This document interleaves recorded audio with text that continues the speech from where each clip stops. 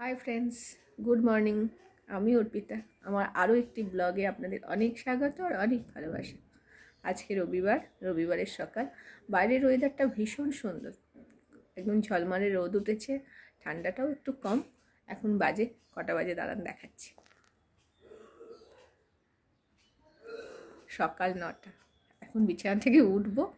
রবিবারই সুযোগটা পাই না, অন্যদিন তো আর এই সুযোগটা হয় না 9টা অবধি শুয়ে থাকা। 9টার সময় আমি মেয়েকে স্কুল নিয়ে বেরিয়ে পড়ি। অলরেডি অনেক রান্না টান্নাও আমার হয়ে যায়। তা এখন বিছানা থেকে উঠবো, উঠে আস্তে আস্তে ফ্রেশ হব, সারাদিনের কাজকর্ম শুরু করব। আপনারাও পাশে থাকুন, দেখতে থাকুন, আর আপনাদের খুব ভালোভাবে সব দিন কাটুক। অবশ্যই পাশে থাকবেন। একটু ফ্রেশ হয়ে, ঘুম থেকে উঠে একটু ফ্রেশ হয়ে রান্না করতে শুরু করে দিলাম। আজকে একটু বেরোবো, ধোঁয়াতে পুরো ক্যামেরাটা ভরে যাচ্ছে দেখুন। তা প্রথমেই বেগুন ভাজা করে নিচ্ছি। আজকে কি রান্না করব চলুন দেখি। আর পুঁই মিচুরি করব। কালকে রাতে, শনিবার রাতে অলোক এনেছিল, রাত্রে আর করা হয়নি। রাত্রে যেহেতু আমার রান্না ছিল, ভাবলাম আজকে ছুটির দিন, আজকেই করে দিই। আর অনেকটা পুঁই মিচুরি ভালো করে সকালবেলা উঠে, ঘুম থেকে উঠেই আগে ছাড়িয়ে নিলাম। অলোক তখন বাজারে গেছে, আমি তখন পুঁই মিচুরিটা পুরো ছাড়িয়ে নিলাম। ও বাজার থেকে চলে এসছে। কি এনেছে? মাগুর মাছ। ভয় লাগছে, ঢেলেই ভুল করেছি। ওকে জিজ্ঞেস করছি কাঁটা আছে, বললো না, কাঁটাগুলো মাছওয়ালারা ফেলে দিয়েছে। কাঁটা ফেলে ও নিয়ে এসছে। এটাই আমার একটু শান্তি শুনে। নাহলে তো এদের কাঁটা লাগা খুব ব্যথা, যন্ত্রণা, জ্বর এসে যায়, সহজে কমে না। এবার এগুলো পরিষ্কার করে ধুয়ে নেব। আজকে বেশি কিছু রান্না করব না। আজকে করব কলা আলু দিয়ে, আর কলা কেটেছি, হাতটা পুরো কষ হয়ে গেছে। কলা দিয়ে, আলু দিয়ে আর বড়ি দিয়ে একটু পাতলা ঝোল করব, আদা জিরে বাটা দিয়ে। আর পুঁই মিচুরি করব। পুঁই মিচুরির জন্য নিয়েছি ছোট্ট ছোট্ট করে আলু কেটে, একদম ছোট ছোট করে। পেঁয়াজ দিয়ে, কাঁচা লঙ্কা দিয়ে পুঁই মিচুরিটা পুরো ভেজে নেবো। যেহেতু পরিমাণ অনেকটা, রাত অবধি হয়ে যাবে। এখন যা আমি রান্না করব সবটাই রাত অবধি হয়ে যাবে। রাতে শুধু দুটো গরম গরম ভাত করব। আর যেহেতু একটু বেরোবো বললাম, বেরোনোর একটু তাড়া আছে, সেই জন্য আজকে ব্রেকফাস্টে তেমন কিছু রাখিনি। ব্রেকফাস্টে ছেলে আর মেয়ে খেয়েছে কমপ্লেন আর বিস্কুট। বড়িগুলো ভেজে নিলাম, এবার মাছগুলোকে ভেজে নেব। নুন হলুদ মাখিয়ে নিয়েছি, হালকা করে মাছগুলো ভালো করে ভেজে নেব। একসঙ্গেই দিই, কারণ এগুলো তো একটা একটা করে সেই অন্যান্য মাছের মতন ডিপ ফ্রাই হবে না, ওই জন্য একসঙ্গে দিচ্ছি, জাস্ট জলটা টেনে নেওয়ার জন্য। হালকা ভাজবো, বেশি ভাজবো না।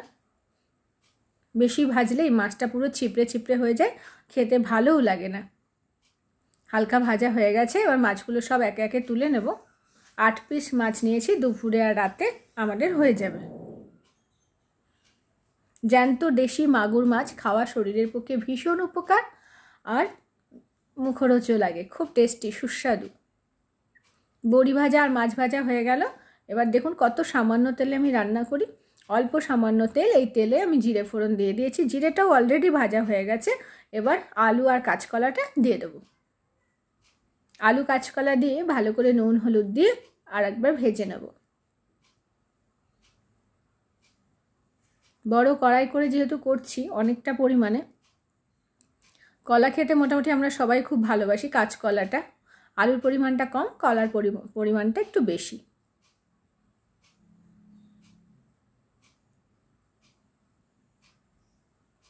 একটু ভেজে নেব, দিয়ে তারপরে নুন হলুদ দিয়ে দিয়েছি, আর একটা গোটা টমেটো 4 টুকরো করে দিয়ে দিয়েছি।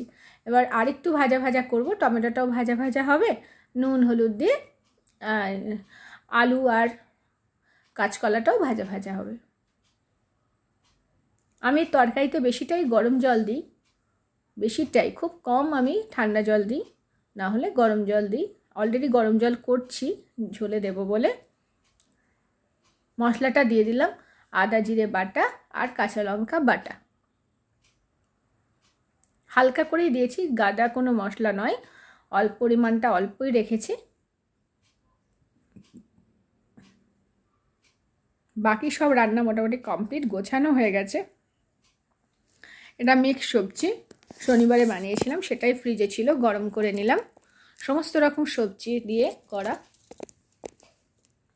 এটা কুলের চাটনি। এই যে পুঁই মিচুরিটা আমার ভাজা হয়ে গেছে, রেডি। এটা শীতেরই খাবার, গরমে ইচ্ছা হলেও পাওয়া যাবে না, আর গরমে হয়তো এটা ভালোও লাগবে না। বেগুন ভাজা, যেহেতু ছুটির দিন অলোক বাড়িতে আছে তাই একটুখানি বেশি রান্না করেছি, নাহলে নর্মালি আমি মাছ মাংস ডিম বা সঙ্গে আর একটা কিছু করি, খুব একটা বেশি কিছু রান্না করি না, খুব জোর 3টে পদ রান্না করি, কারণ অত খাওয়ার কেউ নেই, একটা যে কোনো কিছু ভালো লাগলেই ওরা সেটা দিয়ে খেয়ে নেয়, বাকিগুলো না ওয়েস্ট হয়ে যায়। যেমন মিক্স সবজিটা আমার রয়ে গেল। ঝোলটা ফুটে উঠেছে, বড়িগুলো দিয়ে দিলাম, এবার মাছটা দিয়ে দিলাম, এবার ঝোলটা ঢেকে দেবো, কিছুক্ষণ মিডিয়াম আছে হতে দেবো, তারপর সেম আছে এটাকে সেদ্ধ হতে দেবো, বেশ 20-25 মিনিট হবে। চলুন, খাওয়া দাওয়া কমপ্লিট, এবার আমরা বেরিয়ে পড়ব। খাওয়া দাওয়া কমপ্লিট করে এবার বেরিয়ে গেলাম, মুখটা একটু শুকনো লাগছে দেখেছেন, একটু শরীরটা বেশ কিছুদিন ধরে ভালো যাচ্ছে না, এছাড়াও দুপুরে না খাওয়া দাওয়ার পরে চোখটা বন্ধ হয়ে আসে ঘুমের জন্য, সবারই 4জনারই কষ্ট হচ্ছে, মনে হচ্ছে একটু শুয়ে পড়লে বোধহয় ভালো হতো, কিন্তু বেরোবো, বেরিয়ে অলরেডি পড়েছি, অটো করেই যাচ্ছি। কোথায় যাচ্ছি চলুন দেখি। গেলাম ঠিকই, কিন্তু কোনো কাজই আমার মিটল না।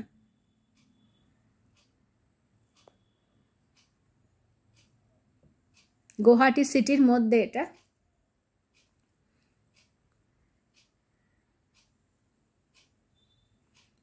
ছেলে ঘুমিয়ে পড়েছে অটোর মধ্যে, মেয়েও ঘুমিয়ে পড়েছে, আমার তো অটোর হাওয়ায় চোখ বন্ধ হয়ে আসছে, আমি আবার তাকাচ্ছি, কিছুক্ষণ ঘুমিয়েও নিলাম, অলোকও ঝিমাচ্ছে।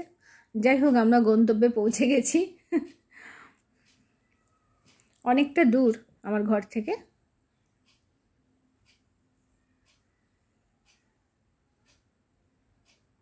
আমি তো এই জায়গায় কখনো আসিনি, আমি কারোর কাছ থেকে শুনে এই জায়গায় এলাম, চলে এসেছি দোকানটায় স্টোন কিনবো বলে। একটা পাথর নেব, একটা পাথর নেওয়ার দরকার আছে, সেই জন্য এই দোকানে এলাম, কিন্তু দোকানে এসে পুরো কি বলবো, মুরগি মেনে গেলাম বা বোকা মেনে গেলাম, যা হোক হবে। ওই দোকান থেকে বেরিয়ে গেলাম, পাথর নিয়ে নিয়ে এবার এসছি, অলোকের মোবাইলটা একটু প্রবলেম করছে, একটু পড়ে গিয়ে ফেটে গেছে সেটার জন্য, কিন্তু এই কাজটাও কমপ্লিট হলো না। চলুন ঘরে চলে যাই।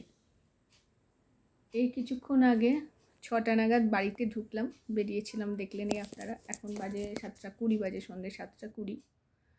বাইরে যে কারণে গেলাম কোনো লাভ হয়নি, পুরো লাভ হয়নি বলবো না, জিনিসটা কেনা হয়নি, কিন্তু একটু অভিজ্ঞতা হয়েছে, একটু দেখলাম, একটু অভিজ্ঞতা হয়েছে। হ্যাঁ, আমি গেছিলাম স্টোনের দোকানে, সেটাও তো বলেছি, একটু ক্যাটসাই স্টোন দরকার, দেখা যাক এবার কীভাবে নিতে পারি, না হলে পরে কলকাতায় গিয়ে নেব, তবে নেওয়াটা খুব জরুরি। যারা জ্যোতিষ মানেন তারা হয়তো বুঝতে পারবেন, আর যারা মানেন না তারা হয়তো বুঝতে পারবেন না। যাই হোক, সরি, পেলাম না বা ফ্রড হয়ে যাওয়ার ভয়ে নিলামও না, ঘুরে ফিরে একটু অলোক গেছিলো ফোনের দোকানের, ফোনটা একটু প্রবলেম হয়েছে সারাবে বলে, সেটাও কাজটা পুরোপুরি হয়নি, গিয়ে চলে আসলাম, এসে একটু এডিট করলাম, পূজা এসেছিলো, বাসনটা সন্ধ্যাবেলায় বাসনটা ধুয়ে গেল, ছেলে পড়তে বসেছে, মেয়ে ড্রয়িং করছে, আর অলোক একটু বাজারে গেছে, আমি বসে আছি, খুব একটু মাথাটাও মানে যন্ত্রণা হচ্ছে, মাথাটা খুব ধরেছে, আমি একবার দুপুরবেলা একটু শুই, তো দুপুরবেলা না শুলে মাথার যন্ত্রণা হয়। তারপরে আজকে সকালে ব্রেকফাস্ট করিনি, মানে একবারে বেরোবো বলে ব্রেকফাস্ট আর লাঞ্চ একটা মিডল টাইমে করে নিয়েছি, তাড়াহুড়ো করে বেরোবো বলে, আর রাতে তো সব রান্না আছে, আজকে যা করেছিলাম দুবেলার মতন, আজকে ভাবছি একটু তাড়াতাড়ি শুয়ে পড়বো, তাড়াতাড়ি শুয়ে পড়লে কি হবে, কালকে তো আবার সবার অফিস স্কুল আছে, মেয়ের স্কুল, ছেলের স্কুল, ছেলের তো খুব সকালবেলা খুব কষ্ট হয়, ওরও হয় আমারও হয়, ওর পরীক্ষাটা মার্চে প্রথমে শেষ হয়ে যাবে, শেষ হলে যেন ও বাঁচে আমিও বাঁচি, কটা দিন তো রেস্ট হবে, আর এই ভয়ঙ্কর ঠান্ডা কুয়াশা, উফ কী কষ্ট। সবাই করে, কেউ করে না আমি একা করছি তা নয়, সবাই করছে, তার মধ্যে আমিও করছি। যাই হোক, রবিবারের দিনটা মোটামুটি কাটলো, ভালোই কাটলো, এবার স্টোনটা দেখি কিভাবে নিতে পারি, নেওয়াটা খুব জরুরি, খুব দরকার, দেখছি অনলাইনেও দেখছি, এবার কীভাবে নিই, কীভাবে ডিসাইড করে অলোক, দেখা যাক, নিলে সবটাই আপনাদের জানাবো কিভাবে নিলাম, যেহেতু গুয়াহাটিতে আমরা নতুন, আর জানেন তো এই সব ব্যাপারে প্রচণ্ড ফ্রড হয়, মানে একটু সতর্ক না থাকলেই একদম গলা কেটে দেবে। স্টোন ব্যবসা, এটা সবাই নয়, কিছু কিছু আছে, মানে একটা 5,000 টাকার জিনিসকে 50,000 টাকা করে বিক্রি করে দেবে। সেই ভয়ে একটু সাবধানে সাবধানে পা ফেললাম, নিলামও না, চলে আসলাম।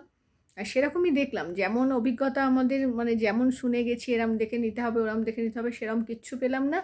একটু অন্যরকম সবই পেলাম। তার আবার দাম কত বাবা, প্রচণ্ড দাম। আমি যার মাধ্যমে জিনিসগুলো নেব ভাবলাম, তাকে যখন ফটো পাঠালাম, ভিডিও করলাম, সে কিন্তু বলছে না এটার এত দাম না, আর এটা ভালোও হবে না। সেই জন্য আরও ডিসাইড করলাম না, নেব না। নেব না, ঘরে গিয়ে ধীরে সুস্থে দেখি। তা এখন দেখছি, আর প্রচুর কাজ বাকি পড়ে আছে। মানে ব্যাক ক্যামেরায় দেখালে মাথায় হাত, যে অর্পিতা করে কি।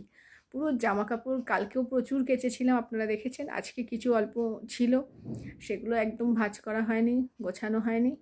মাথাটাও যন্ত্রণা করছে। করে নেবো ধীরে সুস্থে। আর শীতকাল না, একবার বসে পড়লে না আর উঠতে ইচ্ছা করে না। আজকে রাত্রের মেনু তো সব জানেনই। আজকে আর ভিডিওটা বেশি বাড়াবো না। সবাই ভীষণ ভালো থাকবেন, আমার পাশে থাকবেন। আর 1000 হতে বোধহয় আমার আর 19টা বাকি আছে। একটু ঠান্ডা লেগেছে, গলাটা ভার হয়ে আসছে। আর 19 জন মতন বাকি আছে আমার 1000 সাবস্ক্রাইবার পূর্ণ হতে। তা আমি সবাইকে রিকোয়েস্ট করব, যারা আমার নতুন ভিউয়ার্স, অবশ্যই সাবস্ক্রাইব করে দেবেন, 1000 পূর্ণ করে দিন। সবার কাছে এটা আমার অনুরোধ রইল। সবাই ভীষণ ভালো থাকবেন। শুভরাত্রি। আবার আসবো নতুন কোনো ব্লগে আপনাদের সাথে সময় কাটাতে। আপাতত বাই বাই।